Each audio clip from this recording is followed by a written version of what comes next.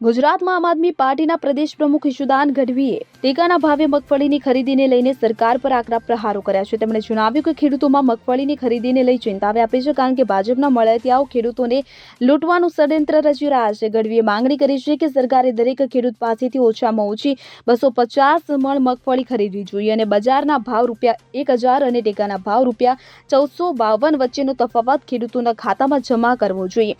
તેમણે ચેતવણી આપી કે જો સરકારે આ માંગણીઓ ન સ્વીકારી અને 250 મણથી ઓછી ખરીદી કરી તો તેઓ આંદોલન શરૂ કરશે, જેથી સંપૂર્ણ જવાબદારી ભાજપ સરકારની રહેશે. ગઢવીએ મુખ્યમંત્રીને ઉદ્દેશીને કહ્યું કે ખેડૂતો ભાજપને મત આપે છે, પરંતુ તેમની આર્થિક સ્થિતિ નબળી છે. ઘણા ખેડૂતો બાળકોની ફી ભરવા દાગીના ગીરવે મૂકે છે. તેમણે સરકારને વિનંતી કરી કે ખેડૂતોને યોગ્ય ભાવ અને પૂરતી ખરીદીની ખાતરી આપે, જેથી તેમની આર્થિક સ્થિતિ સુધરે. અને આ મુદ્દો અમદાવાદ, બોટાદ, સુરેન્દ્રનગર, જામનગર, ભાવનગર, રાજકોટ, ગીર સોમનાથ અને દ્વારકા જેવા વિસ્તારોમાં ખેડૂતોમાં ચર્ચાનું કેન્દ્ર બન્યો છે. જય જવાન જય કિસાન મિત્રો, નવા વર્ષની ખૂબ ખૂબ શુભકામનાઓ નવી સરકારના જે મંત્રીઓ એને જે રીતે આજે મગફળી ટેકાના ભાવે જે ખરીદીમાં અત્યારથી જ જે ખેડૂતોમાં ચિંતા છે, એ ચિંતા એ છે કે અમારી મગફળી કેટલી ખરીદાશે. આમ તો મગફળી ખેડૂતોને જો લાભ આપવો જોઈએ સરકારે, તો ખરેખર તો જે ખેડૂતને એક ખેડૂત દીઠ 90,000 રૂપિયાથી લાખ રૂપિયો આ મગફળી ટેકાના ભાવે ખરીદી કરવા જાય સરકારને ખર્ચ થાય છે, એ ખેડૂત દીઠ એના ખાતામાં નાખી દેવો જોઈએ. એ પણ માની લો કે ન નાખો તો ભાવ ફેર જમા કરી દેવું જોઈએ ખેડૂતોને. માની લો કે અત્યારે બજારમાં 1000 રૂપિયા વેચાય છે, 1452 રૂપિયા મગફળીનો ટેકાનો ભાવ છે, તો 1000 જે વચ્ચેનો ગેપ છે એ ખેડૂતોના ખાતામાં નાખી દેવું જોઈએ. ત્રીજું કે એ પણ ન જો કરી શકે સરકાર, મેં સાંભળ્યું છે કે જેમ કરદા કરે છે એવી જ રીતે ભાજપના લાભાર્થીઓને ટેકાના ભાવે મગફળીઓ ખરીદીને કરોડો રૂપિયા કમાવાની જે ભાજપે ષડયંત્ર કર્યું છે ખેડૂતોને લૂંટવાનો, એટલા માટે એ ખરીદી કરશે તો એ લૂંટ ચલાવશે અને એટલા માટે લાભાર્થીઓની ગેંગ રહેશે, પછી એ ચૂંટણીઓમાં કામ કરશે.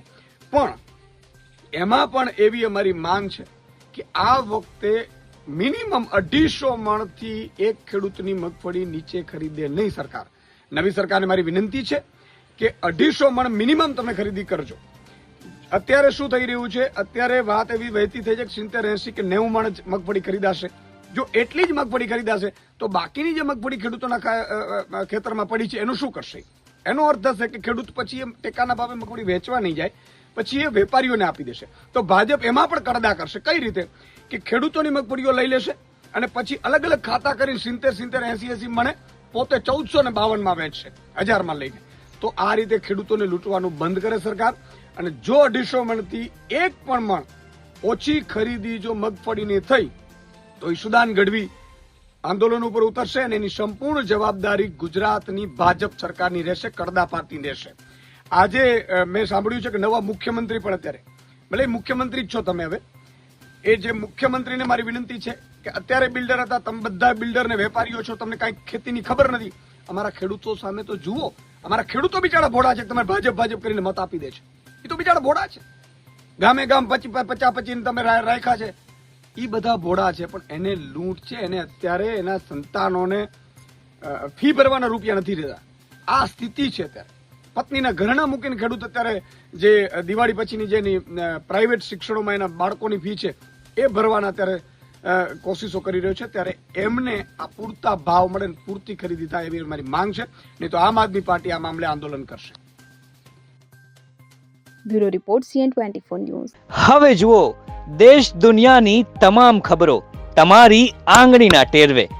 ઉઠાવો મોબાઈલ અને Google Play Store પરથી ડાઉનલોડ કરો અમારી CN24 ન્યૂઝ મોબાઈલ એપ.